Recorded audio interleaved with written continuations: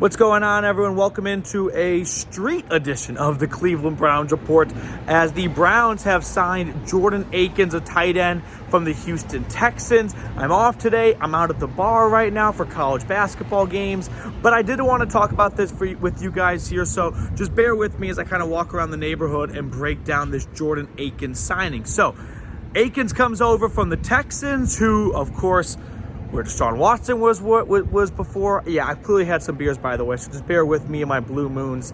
But Jordan Akins comes over. He was with the Houston Texans with Deshaun Watson. So this has been a little bit of a rumored tight end target for the Browns for a while now. So him, David Njoku, and my sweet prince, Harrison Bryant, as the self-imposed Harrison Bryant president of the fan club. It's a bit of a bummer because this is not necessarily ideal for him, but let's break down this signing a little bit here and just talk about Browns free agency in general. So Akins has been with the Texans for 4 or 5 seasons now. Last season was his best season, which is kind of surprising because the Texans had no quarterback play whatsoever. Yet Akins went for 495 yards and 5 touchdowns. So you're getting really good tight end 2 value right there with him sitting behind David Njoku. I wonder if this does make Harrison Bryant a potential cut candidate just because he's due for a decent contract in year 4 because he's hit some qualifying numbers, some bonuses and whatnot. So I wonder if the Browns decide, hey, let's just move forward with Njoku, David Akins, or Jordan Akins rather, and then a rookie / random tight end 3 to be that guy. I love Harrison Bryant. It's a bit of a bummer for me because I feel like this could be a bit damning for him. I'm going to cross the street now. But anywho, talking about Jordan Akins here and this signing and just overall Browns free agency, man, Cleveland's been making some moves, right? I was told the Browns had no money to spend. I was told the Browns weren't going to do anything in free agency because of Deshaun Watson's contract and they'd be screwed. Funny how that has not been the case whatsoever, but that's fine. Hey, just want to hate on the Browns? Go for it. I mean, that's been going on for quite some time. So nothing new here, of course, but I'm a big fan of this signing. Well, I shouldn't say a big fan. I'm a fan of this signing. I'm not going to put myself in the big fan category, but 495 yards, 5 touchdowns last season. Yeah, that's some good value right there, some good production for your second tight end on the roster. Really excited, though, for what David Njoku's going to do this year as we just talk about tight ends in general for a moment. Coming off a year where he was on pace for a career season. Obviously, the injury midway through the season was a huge bummer and kind of derailed what was going to be a career season. But Jordan Akins, in his career as a whole, he's been a tight end 2, sneaky, good value type of player. And he also has some familiarity with a guy named Deshaun Watson as the 2 overlapped in Houston. So it's long been rumored that Andrew Berry is just trying to not necessarily get the band back together in Houston, in Cleveland with Houston pieces, but maybe it's just about, hey, we've got a window right now with Deshaun Watson, Nick Chubb, Myles Garrett, and Amari Cooper. Those are 4 key pieces. How long are they all going to be on the roster together? Might just be 1-2 more seasons, if we're being honest. So if that's the case, it's like, hey, let's go all chips in. Let's get Deshaun Watson to the max. Let's get pieces that get the best out of him with proven assets, right?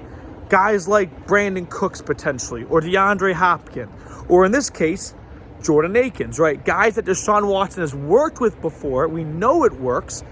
And we don't want to try out players that haven't played with Watson before because if it's not a good mesh or a good fit, well, our window is not closing, but it's at its peak right now. I think the Browns' championship window, it lasts as long as Deshaun Watson and Myles Garrett are on this roster. As long as you have the 2 cornerstone pieces of the offense and defense, I think the Browns will be fine. But it will be, telling over the next couple of seasons, with certain players approaching the end of maybe their time in Cleveland, like Chubb and Cooper, for being honest. what the Browns' strategy is during the offseason. My right arm's starting to hurt a little bit. So with that being said, Akins comes over. He was on a scheduled visit, so clearly that went well. Donald Parham, the tight end from the Chargers, he was also visiting the Browns. He re-signed with LA, so Akins is the next man up, and off he goes. But, you know, like I said, as the president of the Harrison Bryant fan club, this is a bit of a bummer, not going to lie. I love me some Harrison Bryant. I have long stated if I ever see someone in a Harrison Bryant jersey, I have to buy that guy a beer because that guy knows ball. That guy. It's the same thing. If I see him wearing a Jacoby Brissett jersey, that's a diehard Browns fan right there. That guy knows ball too. So, day 5 of free agency now. I think the Browns are starting to wind down their spending as we kind of pivot to just free agency in general and get off Akins for a moment. Maybe there's a wide receiver signing coming.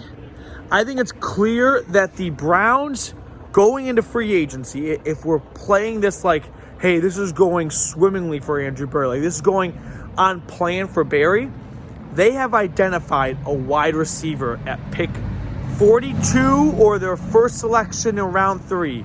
I can't remember what it is, 98, 99?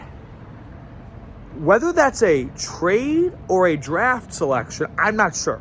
That is where I'm sort of in limbo here. Are they banking on Josh Downs or Jalen Hyatt being there at 42? Or is it we're going to flip the 42nd pick for a wide receiver? After wide receiver, the only box they have to really check is linebacker. And I have seen JOK and several other players talk about how they'd love to have Anthony Walker back. So maybe that's the play too. Maybe they're just like, hey, let's get all of our bigger signings we want to get done out of the way. And we've sort of got Anthony Walker in our back pocket. And if we can make that happen, great.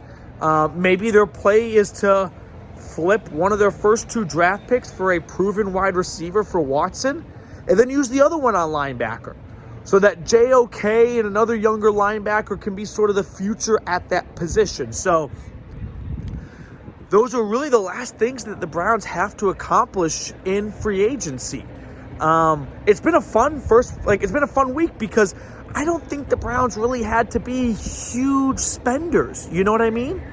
They really had to be a little bit calculated with like a little bit of flash, a little bit of splash, a little bit of fun and spark. That was Dalvin Tomlinson, in my opinion. They got that done. The rest of the moves, and like a little sprinkle of Juan Thornhill, and boom.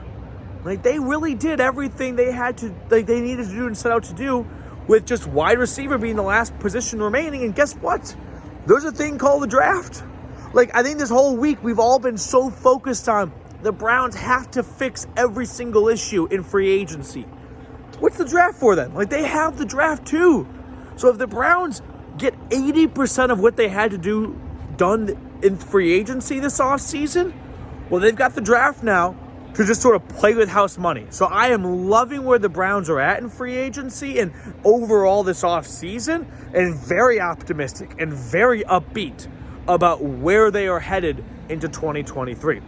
That's going to do it for us here. I'm going to sign off. I'm going to go back inside, watch some March Madness. I'm just betting live moneyline underdogs in the second half and just rooting for chaos.